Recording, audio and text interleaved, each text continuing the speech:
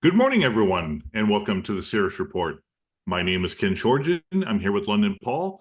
And Paul, it's been virtually and literally a year since the October 7th surprise that took place in Israel. We definitely want to take a look at some of the consequences, ramifications, and even particularly some forecast of what may occur because of it. Uh, so anyway, going forward, Paul, I want to thank you as always for being a part of the discussion. And what are your thoughts on this pseudo anniversary of another conflict the U.S. is involved in? Well, firstly, Ken, pleasure to join you and for you to join me. So, yeah, we thought, given it's the first anniversary of what was the Hamas incursion, which started the war, and here we are 12 months later, and it's reflect upon the fact that it's been a total disaster, to put it diplomatically, for the United States and Israel. And we're going to go into some detail why that's the case, why there's been, enormous miscalculations. What I would say is, and I'll stand by the statement I made on the day it happens, the US needs an escalation in this conflict like a hole in the head, and that's proved to be the case.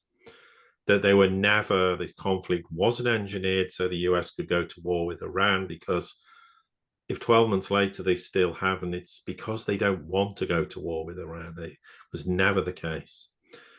And also, just to assess in reality that the United States has dug itself an enormous hole that it can't dig its way out of, and where we are currently as a consequence of this. So I think the first thing to do is assess what the perspective of the US was. And I think they thought, and the Israelis thought, that somehow, because Hamas is not popular with huge amounts of the countries in West Asia, that somehow, because of this offensive, that they would be able to galvanize West Asia on their side, which would have put huge pressure on the Iranians. It would have cemented these Abraham Accords, which was all about trying to get all the West Asian countries lined up and supporting Israel and turning their back effectively on Iran. And of course, the exact opposites happen, because nations are queuing up to have rapprochement and to, in some cases, solidify the relationship or renew relations with the Iranians. But also the same is applied to the Syrians, of course. So in that regard, there was a total miscalculation. The other huge miscalculation was the belief that when Israel went into Gaza, that the war would be all over in 2 or 3 weeks, maybe a month.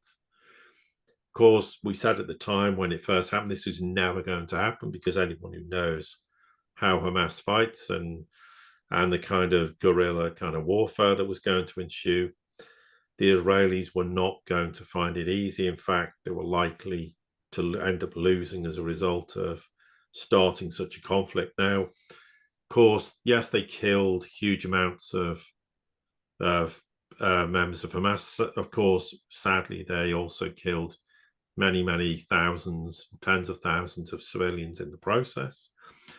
And of course, as fast as they killed an Hamas member, there was 5 lining up to replace them. So they've never eradicated the Hamas problem. It's still there.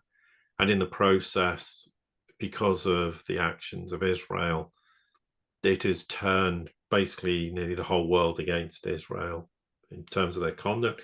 It has deeply angered nations in West Asia. And people say, well, so what if they're angered about it? But it has enormous ramifications. And it has done in the last 12 months, not least the fact now that countries are saying, we're neutral in this process. We have no argument or disagreement with Iran. That has massively surprised the Americans and the Israelis. So that's one example where they totally miscalculated again the response. And in the process, of course, this has caused huge damage to the United States, who has no choice because of the enormous influence of the Israeli lobby in the US Congress in terms of just giving Iran whatever it wants. And it has done so by extension, it is now complicit in the actions and conduct of Israel with respect to Gaza, and now, of course, latterly with respect, or in recent months, and certainly more so in recent weeks, with respect to Lebanon, and just indiscriminately bombing sites. So that's a sort of my initial observation. There are plenty of other observations to have with regards to this, but that's the first one, and it has just been a PR disaster for the United States on that level, and many others, as I say, we'll come on to. And also, it has caused huge isolation and condemnation from most of the world, with odd exceptions, and even including statements coming out of the UN who were savaging Israel's conduct with respect to Gaza. So this has been a very, very poorly misjudged incursion into Hamas. Okay, there's an argument they had to do something from their perspective, but how they've handled it has been completely wrong. And on that note, Ken, I'll pass over to you. Yeah, when you take a look at it, a great portion of this conflict is tied directly to a politician and their circumstances. I think if there was a different leader in Israel, cooler heads may have prevailed, concessions may have gone to the UN, and something would have been handled much, much differently. As you noted, the UN has made a lot of put out their outrage for what's been taking place.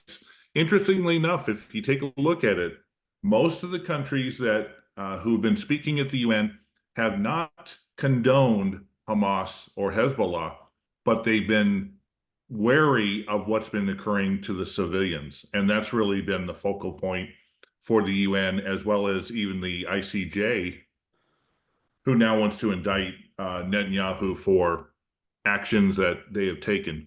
That aside, I think the important point to take a look at is how this has been chosen to escalate rather than as a retribution for the attack on October 7th, deal with it, and then try to, fix and reform the what's going on in the region between the Palestinians, between the Israelis, etc. Because what stands out the most has been the absolute patience from Iran, Saudi Arabia, Qatar. The Houthis are, on their own. They're a wild card on their own. Egypt, Lebanon, they were extraordinarily patient, and they would have been willing to come to the table and figure out a solution. But unfortunately, this has been pushed by, in my opinion, somebody whose political life is it requires that this conflict goes on.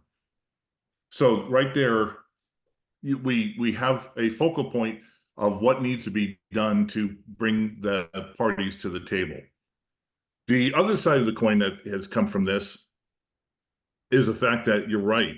The U.S. has to support its ally, but it never, ever wanted the escalation, despite the fact that we have just recently presidential candidate Trump even coming out, for all intents and purposes, I'm paraphrasing this, demolishing Iran to oblivion. Lindsey Graham is out there today saying, let's go after their nuclear facilities and blow them up. So when you have that rhetoric coming from political leaders, and, Lindsey Graham being in the Senate, he's been there for so long, so he's an elder statesman. But when you have political leaders and you have a conflict between the Secretary of the State Department with Blinken and what's going on with Austin in the Pentagon, both of them are fighting each other over what the solution and the support that the U.S. has to do. And of course, when you don't have a policy that is congruent with what the U.S. policy is going to do, and you have different people doing different things, you have rhetoric coming from different places, is it any wonder that the bottom line about what's going on in West Asia is chaos, not an actual mandate or a motive for coming to a certain, solution.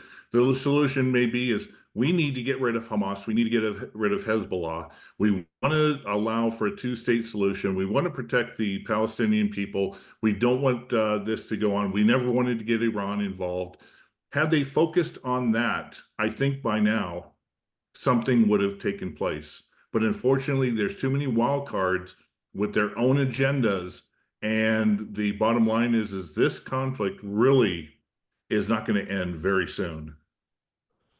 Well, no, the problem with regards to statements coming out from people like Graham says many statements many times. He kept saying it during the whole of the Ukraine war, and none of them ever come to fruition. So again, people make statements. So what? It's irrelevant. It's actions that speak louder than words. And when, with respect to the United States and why this has gone spectacularly wrong for them, is because of the internal infighting between the disagreement between clearly the Pentagon and the intelligence agencies. Even Burns has come out and warned about the escalation, misunderstandings, and this whole conflict blowing out of control. They don't want this conflict to escalate with anyone, whether it's Hezbollah and Lebanon or Iran. Whereas there are elements in Congress, because Congress is wholly in the back pocket, and that's not unreasonable to say, of the Israeli lobby, will just say anything that supports Israel because that's what they're supposed to do. So there's this big, huge bust up between Congress and the intelligence agencies and the Pentagon. And then we also have additional problems for the US, where they never factored that the Houthis would get involved indirectly in this conflict when they started saying, we're not going to allow shipments through the Red Sea that involve the UK, the US, or Israel. And the US said, we're going to form a coalition and allies who we're all going to deal with the Houthis and wipe them off the face of the earth, basically. And of course, it never happened. And the US is now basically begging the Houthis to stop targeting ships, because the US is humiliated by the fact the Houthis have effectively stuck it to the Americans, and there's nothing they can do about it. So that's another side issue of the law of unintended consequences. That's caused massive reputational damage for the US in terms of its standing in the world and militarily its capabilities. And then, of course, we have the situation where, in terms of reputational damage, the fact that the Israeli military is proving that it's a paper tiger, also rather like the US is, that its Iron Dome isn't invincible. It's been penetrated on many occasions, principally by the Iranians, because if you just fire enough missiles, a significant percentage will get through, which has happened. So Israel looks extremely vulnerable militarily. Okay, in terms of fighting Hezbollah, they can just bomb indiscriminately wherever they like, because there's no air defense systems in Lebanon. But as they're now finding, rather like with Hamas, they cannot fight a ground war with Hezbollah. And they basically claim they were going to go in, have a short incursion, do whatever they intended doing, and leave. Well, they've made no progress in a week. And the question is, are they going to make any progress in the next week, month, or whatever? Well, logically, and thus far, the answer is no. So again, that's another humiliation, because they clearly wanted escalation. They wanted an escalation with Iran in April, and the Americans talked the Iranians back from that, and they talked enough common sense into the Israelis to go, well, you can just go and bomb a few targets in Syria. They're empty warehouses. No one knows. You'll look like you're tough, and we can just end and diffuse this escalation. Okay, that wasn't enough. It's clearly obvious Netanyahu wanted escalation again, hence killing Haniyeh, and then Nasrallah of Hezbollah. And that was deliberately targeted, trying to cause an escalation because, and that's another huge miscalculation that Netanyahu made, that, well, the Americans will defend us no matter what. And the Americans don't want to get involved in a conflict that endangers all their military bases, as we've said before, in the Middle East. And also, by extension, sees their entire carrier strike groups, etc., and whatever other warships they have in the vicinity all being sunk, which is exactly what will happen because Iran has proven hypersonic missiles. We've seen them clearly in evidence of the recent attack, where there's footage which demonstrates they have hypersonic missiles, which, of course, the Iranians and the United States has no answer to. So that is just another example where militarily this has caused huge damage to the United States and its reputation.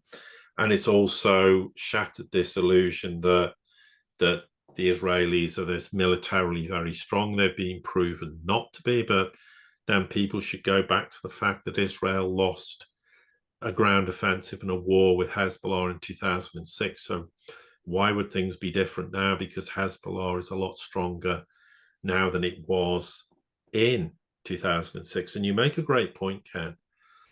If Israel had wanted to succeed in dealing with this problem, they could have, rather than doing what they did, they could have gone to the UN and said action needs to be taken against Hamas.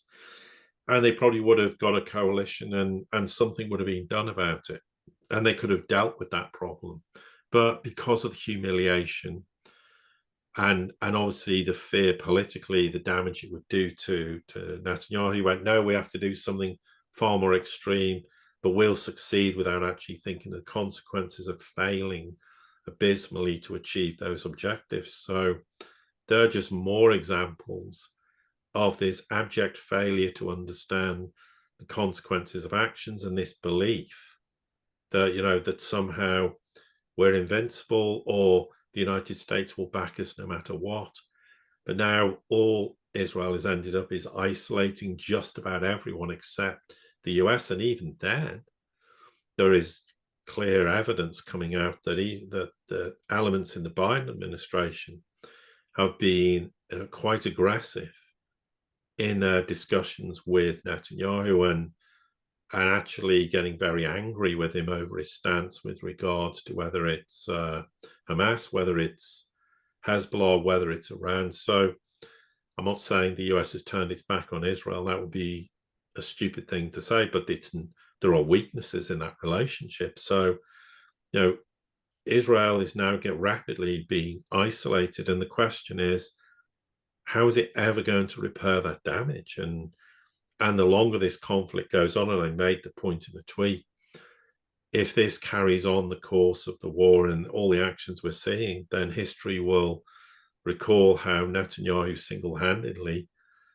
will cause the destruction or the collapse of Israel as a nation state. And that is a huge risk in him doing what he's doing, because if you have no support in the region and the US gets to a point where it goes, well, we're not getting involved if you escalate this conflict, then what's Israel going to do? It has no recourse. Okay, people say it has nuclear weapons, and that is supposed to be the case, and that there's no actual evidence to say they do, but it's generally assumed they absolutely do. And therefore, if the worst comes to worst, they could resort to using such weapons. Well, yes, they could, but that's not going to defeat Iran. It's not going to defeat anyone.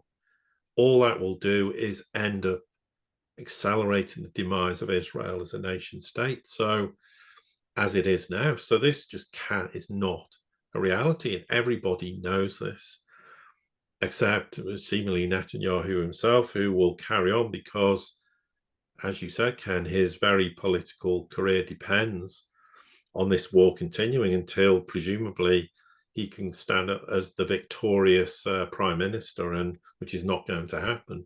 And then perhaps everyone will forgive and forget the problems that have happened previously, but the miscalculation is absolutely staggering. And I actually have to say that the US miscalculation is not as bad as Israel's miscalculation, but I think there are elements that have deeply surprised the United States, and one of them is just totally misunderstanding the technical capability that Iran has militarily.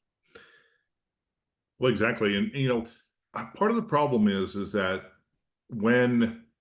while it's true, somebody like Lindsey Graham is just like McCain. It's all rhetoric. They don't have the power to actually implement anything besides maybe lobby Congress to fund or send arms or put pressure on the president a little bit, but they're limited in the scope they can do. But the problem is somebody like Netanyahu or even Zelensky for a while is when you go to the floor of Congress and they put up your flag and they virtually worship you, it's idol worship. That gives you a hubris to say, I can do whatever I want because I've got the most powerful country at my back who will do my bidding. Okay, that's the problem with the rhetoric by people of power.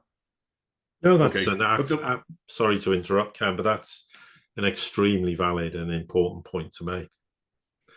The two things that do stand out with this is, one, Israel is a very small nation with really one port access to a large body of water.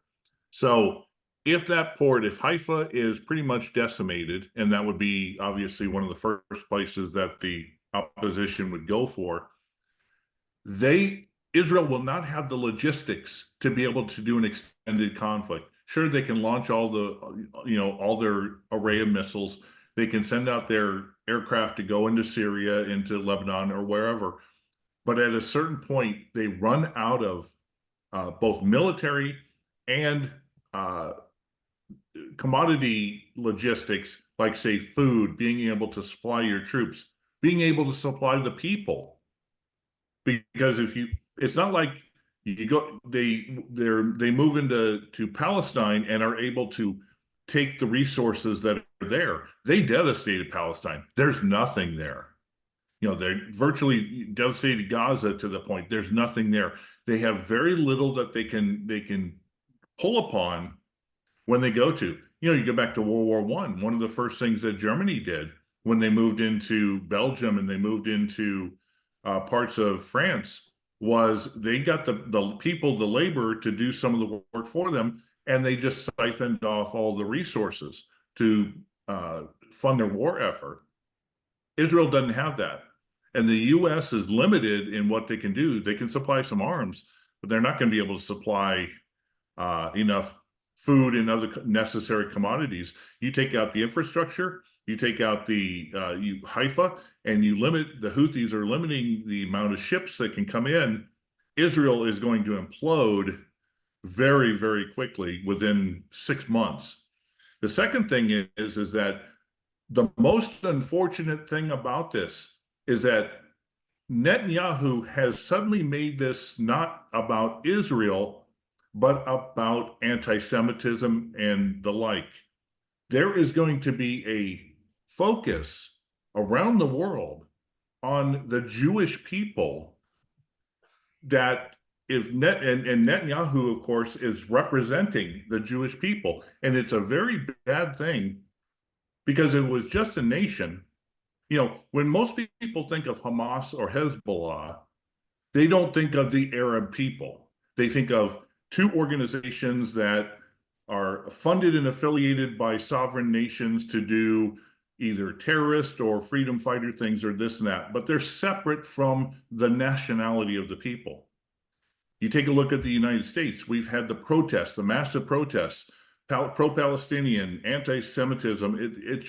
It's getting to the point that it's now being personalized in some of the major nations, and that anger and hatred is going to be put on the innocent people within Israel who didn't want this and had nothing to do with this because of the choices and actions of the political establishment.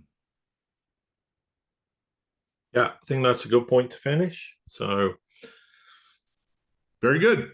Anyway, Paul, thank you as always for being a part of this great discussion. And likewise. And to everybody here at the Sirius Report community, thank you for being a part as well. Don't forget to like, subscribe, share, send this out to anybody that you think would be important. And until the next time we get together, have a great day.